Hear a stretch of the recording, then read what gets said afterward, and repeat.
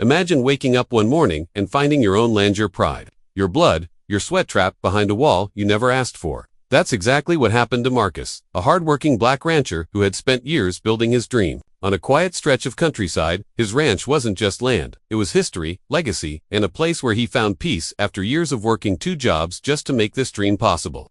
But one morning, when the sun rose over the hills, Marcus saw something that would change his life forever. A tall, gleaming fence stood where it had never stood before. The steel barrier stretched across the edge of his property, cutting him off from the road, from deliveries, from the very freedom he had bought and paid for. At first, Marcus thought it had to be a mistake. Maybe construction workers had put it up in the wrong place. Maybe it was temporary. But as he walked closer, he realized the horrifying truth. This fence wasn't a mistake. It was intentional. The local homeowners association, a group of mostly wealthy white landowners who managed the surrounding neighborhood, had decided that Marcus's ranch was too disruptive to their image of a quiet, controlled community. They claimed the animals made too much noise.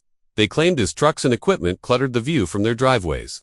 So, without a single warning, they erected a massive fence along the only public road into his ranch. And to make matters worse, they locked it. There it was, a shining steel lock on a gate Marcus had no key to. His own property, locked away from him like it belonged to someone else. He stood there, staring at it, his chest tight with disbelief. The land he had worked for, the soil he had tilled, the cattle he had raised, everything was suddenly behind bars. It wasn't just about inconvenience. This was about control. This was about power. This was about sending a message. You don't belong here. And Marcus knew it. The HOA members saw themselves as guardians of the neighborhood. But to Marcus, they looked like jailers. His animals needed feeding. His land needed tending. And now, every simple task required humiliating calls to the very people who had trapped him. When he confronted them at their next meeting, he was met with cold stares and smug smiles. They told him it was for the good of the community. But Marcus could hear what they weren't saying. It wasn't about the community. It was about him, a black man running a ranch in a place they didn't believe he belonged. As days passed, Marcus's frustration turned into anger. He had fought too long, worked too hard, and sacrificed too much to let anyone tell him he didn't belong on his own land. But the more he pushed back, the tighter the HOA seemed to pull the noose. They sent letters, they threatened fines, they even hinted at lawsuits. The fence was only the beginning. Neighbors began to whisper. Some shook their heads in sympathy, while others watched with folded arms, silently approving of the actions. And Marcus, standing at the locked gate one evening, realized something. This wasn't just a fight about land. It was a fight about dignity. It was a fight about freedom. The sun dipped behind the hills, casting long shadows across the steel bars that trapped him. His reflection stared back at him in the polished surface of the lock. He wasn't just looking at a gate, he was looking at a challenge. What Marcus didn't know that night was that the fence meant to humiliate him would become the very reason he found his greatest victory. The same lock that was meant to keep him out would one day belong to him, alone. But before that day could come, he would have to endure the full weight of their hostility, and he would have to decide how far he was willing to go to defend what was rightfully his. Because when the powerful try to box you in, you either break or you learn how to own the box itself. The fence was up. The lock was closed. The war had begun. The next morning, Marcus rose before dawn.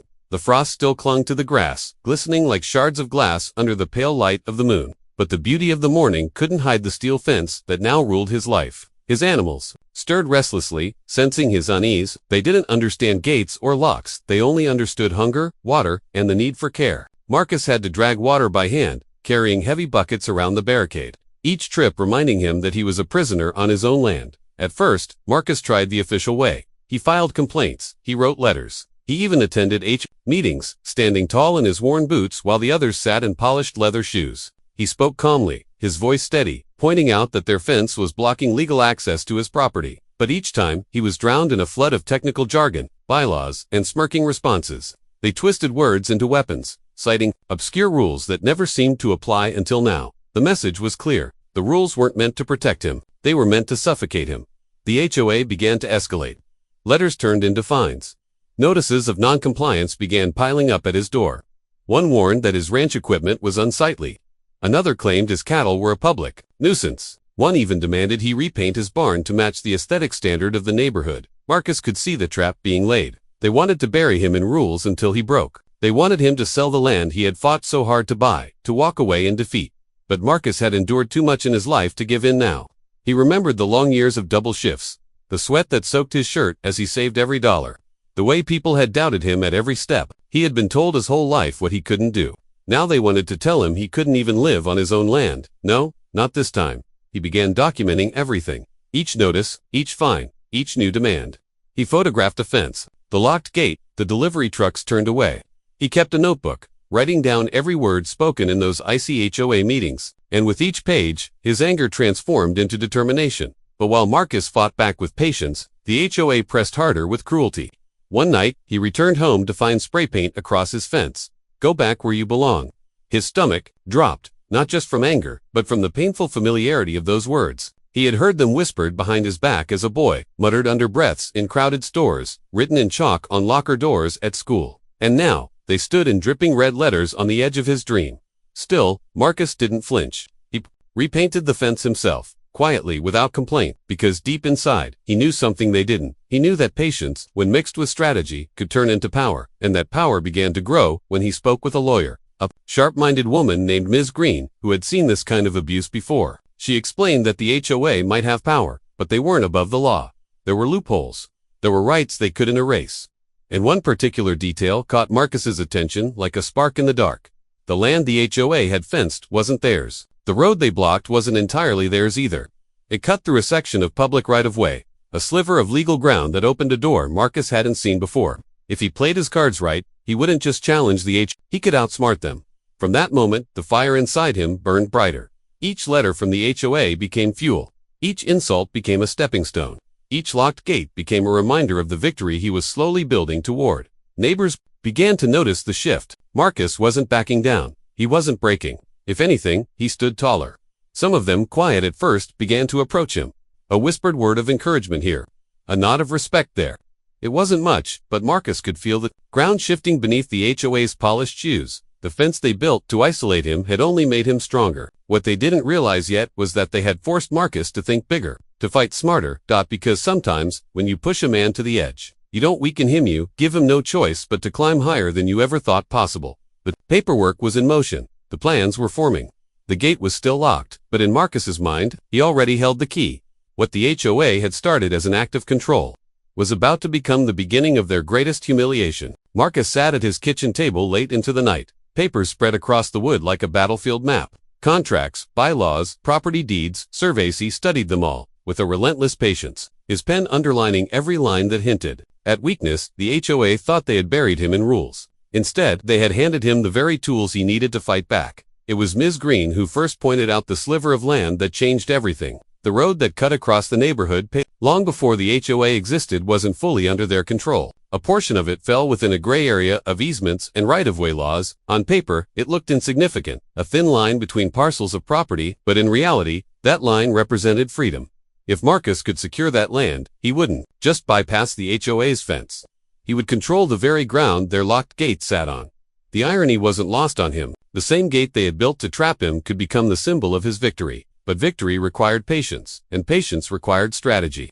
He couldn't storm into another meeting waving documents. They'd twist his words, drown him in procedure, and laugh behind their polished smiles. No, he had to move in silence, so Marcus worked quietly. He researched late at night, cross-referencing county records, digging into dusty archives that hadn't been touched in years. He visited the courthouse, where clerks looked surprised too. See a rancher in work boots, flipping through old maps. And then, one day, he found the opening he needed, a small parcel of land, long overlooked, connected directly to the road. It had once belonged to a family who left the county decades ago. Now, through a mix of unpaid taxes and forgotten paperwork, it was up for sale. Not just any sale, an auction, and the parcel wasn't just a strip of dirt. It included the space where the HOA's fence and gate now stood. Marcus could hardly believe it.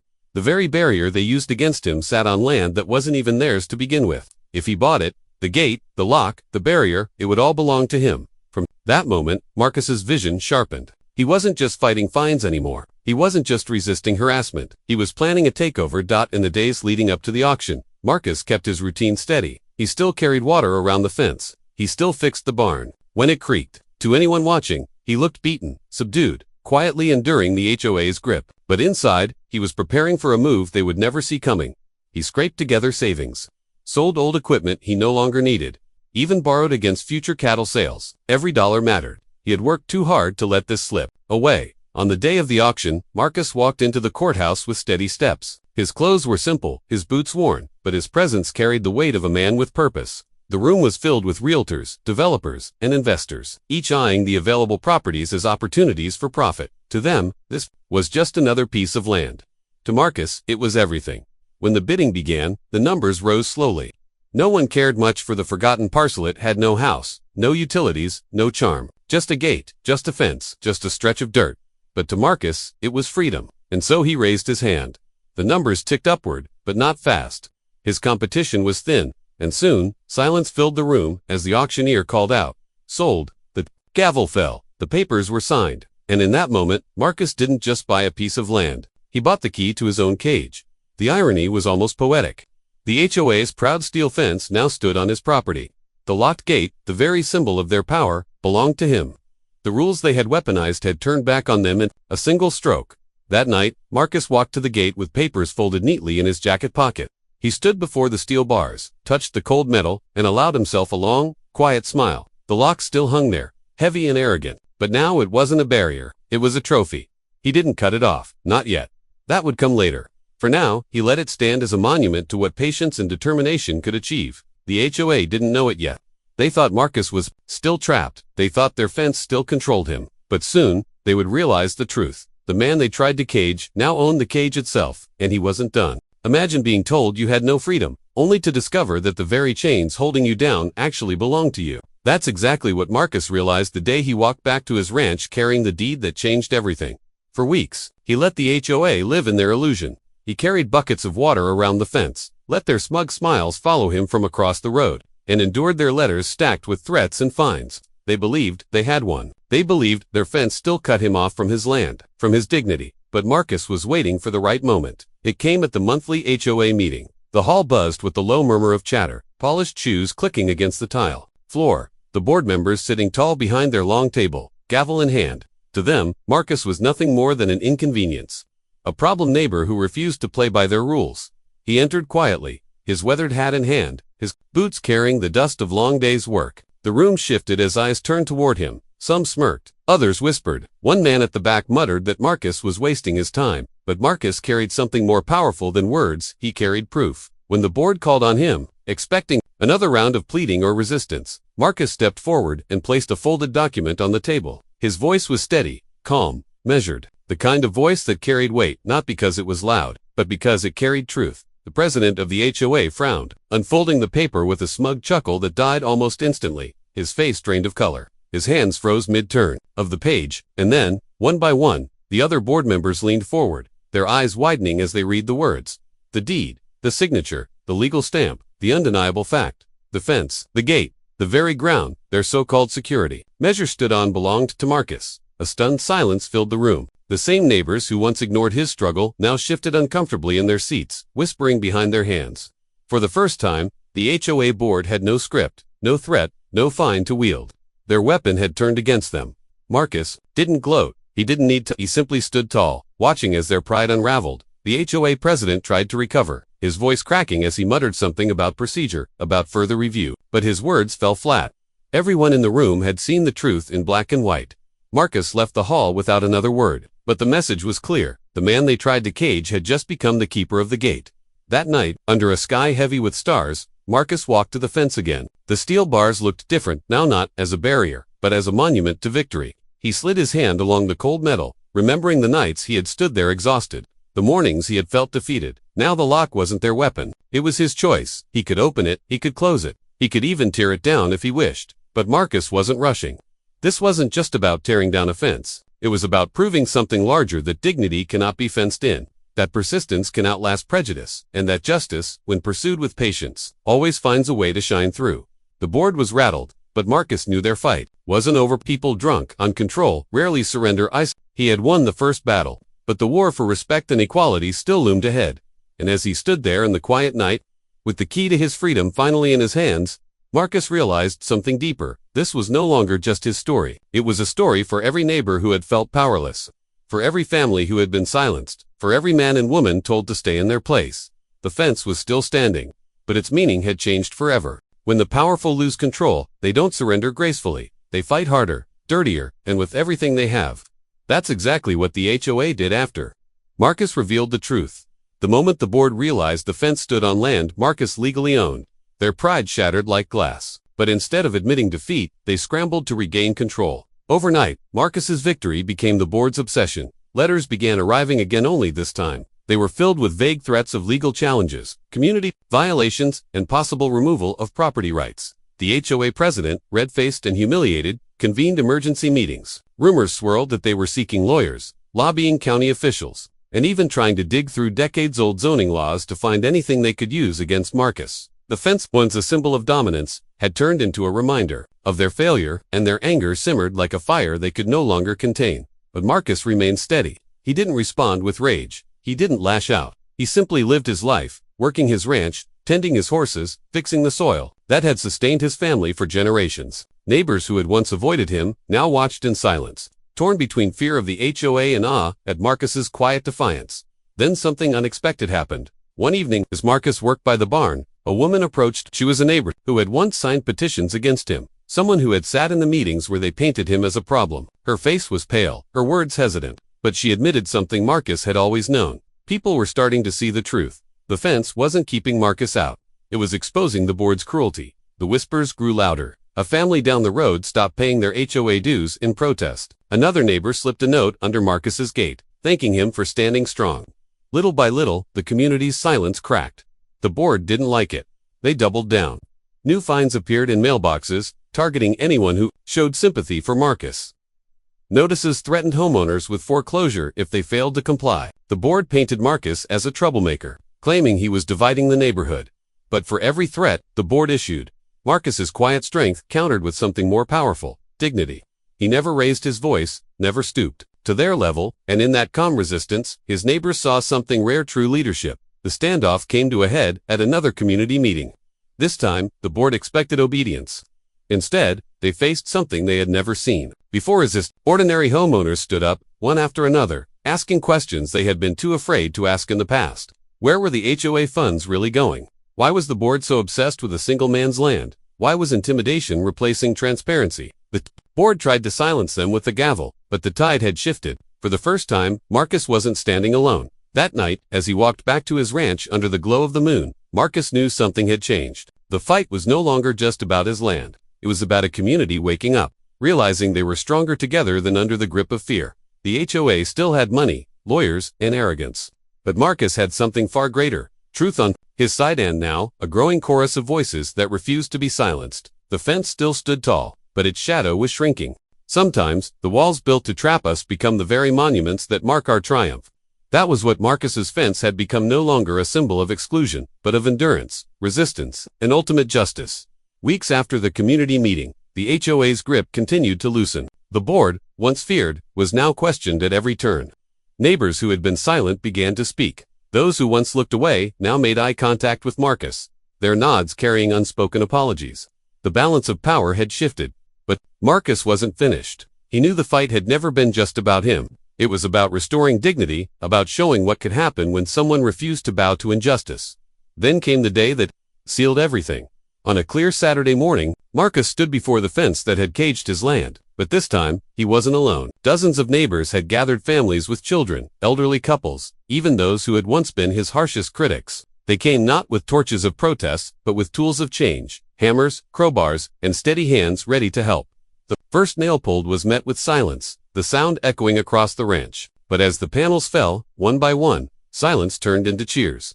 The fence that had been erected to isolate Marcus was dismantled plank by plank, not by rage, but by unity. Neighbors passed pieces of wood down the line, clearing the barrier that had divided them for too long. By evening, nothing remained but open land. The same open land Marcus's family had walked for generations, and there, at the gate once the only passage into his own property, Marcus placed something new. A sign, not one of restriction or ownership, but one that simply read, "Welcome." The message was clear. This was no longer about Marcus versus the HOA. This was about reclaiming a community's soul. In the weeks that followed, the HOA board fractured. Some resigned under pressure.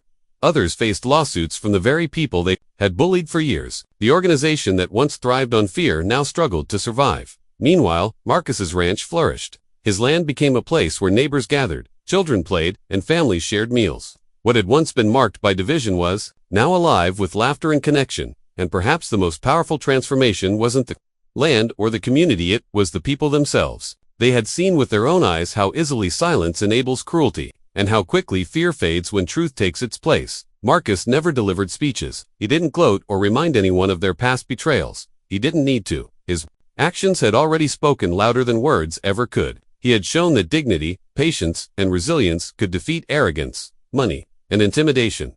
The story of the man whose HOA put a fence around his land spread beyond the town. It became an inspiration, a reminder that no matter how high a wall is built, it cannot cage the human spirit when justice is on its side. And as Marcus looked out across his open ranch one evening, watching the sun dip low over the horizon, he smiled. The land was free again. The people were free again, and the fence that was meant to break him had instead built a legacy that would live on far longer than any wall ever could.